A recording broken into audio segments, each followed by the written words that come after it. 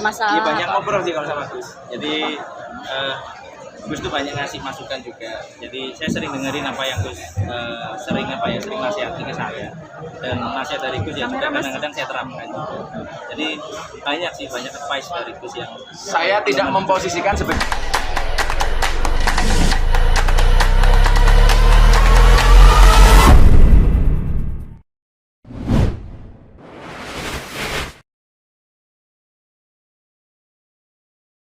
Mas Andi, Mas Gilang hari ini menyelenggarakan acara santunan anak yatim dan bukan anak yatim, anak kecil. sahabat kecil di Jogja Sleman ini gitu.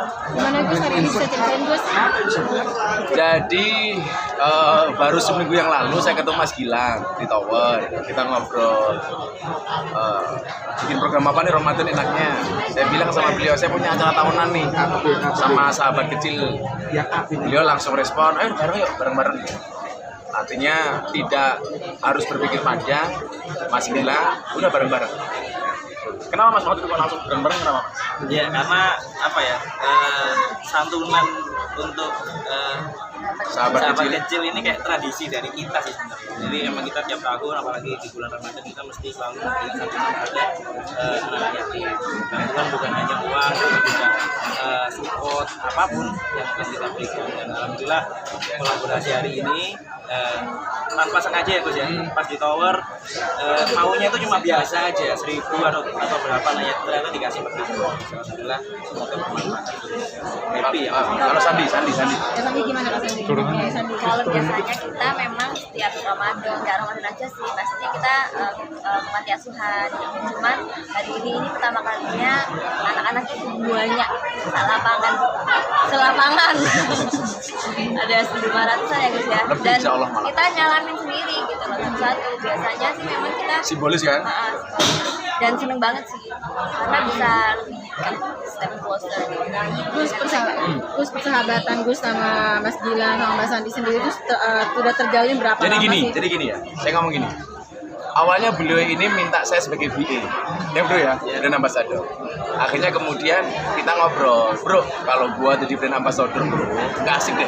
Karena apa? Karena konsepnya bukan seduluran, karena konsepnya bukan persahabatan, tapi kok kayak just business, transaksional lah kata Sandi. Akhirnya saya bilang, udahlah kita berteman, kita bersahabat seduluran. Aku bisa bantu apa ke MS Glow. Terus nanti kalau pondok punya repot, aku tolong dibantu saja. Ternyata saya pikir itu jauh lebih asik dibandingkan kemudian hanya sekedar tanda tangan sebagai brand ambassador. Sehingga kemudian kalau Mas Gilang punya repot apa, ya saya bisa bantu. Kemudian pondok mungkin juga punya ributan apa, Sandi sama Gilang bisa bantu. Ternyata itu justru lebih awet gitu. Temanannya lebih enak. Akhirnya bener kan Mas ya? Ya, betul. Waktu itu beliau menawarkan itu dan alhamdulillah saya lebih nyaman dengan cara seperti itu. Sosok kalian berdua di mata masing-masing seperti apa sih? Mungkin dari Gus dulu, Mas Gilang sama Mbak Sandi ini sosok suami istri yang seperti apa? Saya selalu mengatakan begini, seharusnya pasangan di Indonesia itu ngiri dan mereka berdua. Di mana ada Gilang pasti ada Sandi. Aman Gus ini. Selalu berdua. Selalu berdua kemana-mana itu. Di mana ada Sandi pasti ada Gilang. Artinya, ada nih kondisi. Artinya selalu berdua. Dan saya yakin kesuksesan MS Glow dan Juragan 9 hari ini ya karena kekompakan mereka. Karena rezeki itu akan datang berangkat dari keluarga yang rukun, berangkat dari keluarga yang adil. Maka hari ini kemudian kalau rezeki mereka banyak ya karena mereka sendiri gitu. Karena mereka rukun, mereka akur, kemudian Allah mendatangkan rezeki. Saya kasih analogi yang paling gampang. Saya mau ngundang Anda selamatan ke rumah saya. Begitu saya masuk ke rumah kalian lagi bertengkar dengan pasangannya. Kira-kira saya jadi masuk apa enggak? Enggak dong. Masa saya harus masuk ketemu orang bertengkar? Demikian juga rezeki. Kalau kemudian rezeki mau datang, syaratnya apa? Penghuni rumah harus akur gitu. Makanya hari ini mereka bisa nanggung puluhan ribu karyawan. Bisa, kenapa? Karena berangkat dari keluarga yang kalau saya seperti itu memandang. Kalau Mas Gilang sendiri menyikapi sosok seorang Mas Gus ini sendiri seperti apa? Ya, jadi Gus ini guru ya buat saya. Jadi saya banyak belajar juga dari Gus, belajar agama, terus belajar untuk bisa menjadi seorang pemimpin dan juga seorang suami yang baik. Jadi ya Gus ini panutan lah. Lebih banyak curhat ya sih Mas Gilang? Banyak ngobrol. ngobrol. Ngobrol. Bukan curhat dong, ngobrol dong. Lebih banyak ngobrol dan juga konten ya Gus. Ngaji bareng dan juga Gus ini udah sempat main ke villa juga. Jadi emang berapa kali emang tiap Jadi bulan kita dalam mesti Islam ketemu tuh ya. bro, bisa dikatakan saudara itu kalau 3 hal. Satu, pernah makan bareng, kemudian bepergian bareng, dan yang ketiga pernah tidur bareng. Lah, saya pernah tidur di villanya, dan malam ini gantian Mas Gilang tidur di pondok. Ya cuman bedanya kalau di sana ya seperti di langit, kalau di sini seperti di sumur, Pak. Jadi hari Bedanya gitu ya Gus. jadi barusan saya masuk kamar mandi itu, klosetnya baru Gus. Jadi benar-benar disiapkan buat Jadi tamu. dalam rangka nunggu Mas Gilang saya ganti kloset. Luar biasa.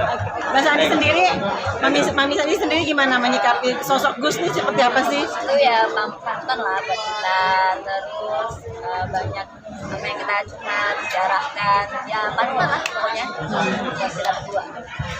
Gus, Nah itu yang kemudian kita sampaikan bahwa kalau sekedarnya brand ambassador itu ya sekedar menjalankan hak dan kewajiban, kan nggak sih?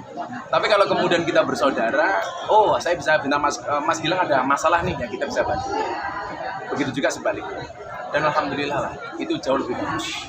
Ya kayak kalian lah, kenapa datang terus ke rumah di Jakarta? Ya apalagi? Mas Gilang sendiri banyak minta ini nggak masukan kalau misalnya wejangan misalnya seputar itu mau usaha atau apapun gitu yang Iya masalah banyak ngobrol sih kalau sama Gus. Jadi Gus tuh banyak ngasih masukan juga. Jadi saya sering dengerin apa yang Gus sering nasihati ke saya. Dan nasihat dari Gus ya juga kadang-kadang saya terapkan.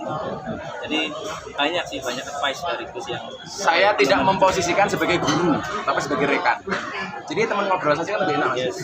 Daripada ini guru, ini murid malah nggak asik. Makanya Gus banyak tahu tentang saya juga karena ya Gus emang kita ngobrolnya lebih intens. Jadi ya itu. Termasuk permasalahan-permasalahan yang terjadi saat ini.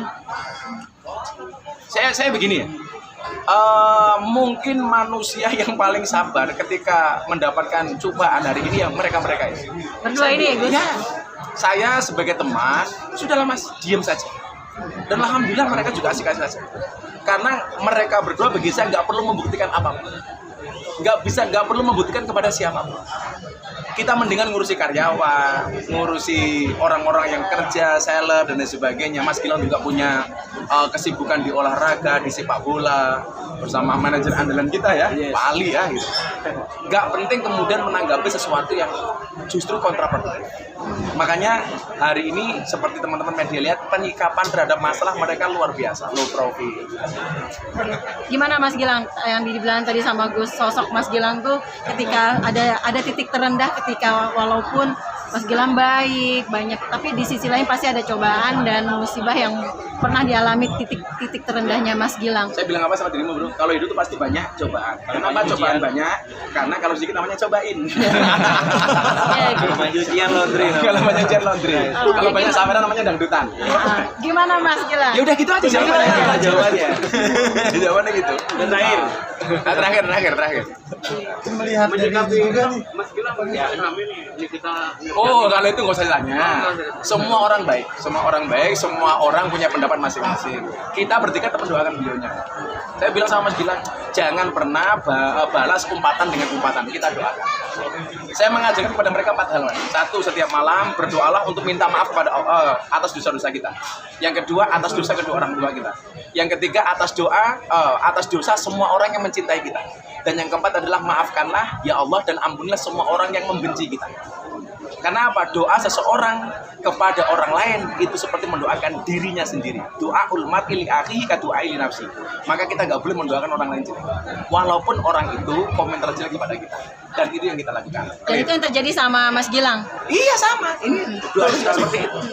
Mas Gilang menyikapi dari doa tadi itu seperti apa Ya kita Mas? doakan yang baik Mas. Yes. Kita sambil- Walaupun ada permasalahan kemarin itu Mas Gilang. saya tidak pernah menganggap masalah jadi Ya clear saja itu. Jadi nggak usah nyebut nama, nggak usah apa, siapapun yang ngomong jelek tentang kita balas dengan doa yang baik. Itulah yang saya sampaikan kepada sahabat-sahabat saya, kepada guru-guru saya. Jadi gitu. Mas Andi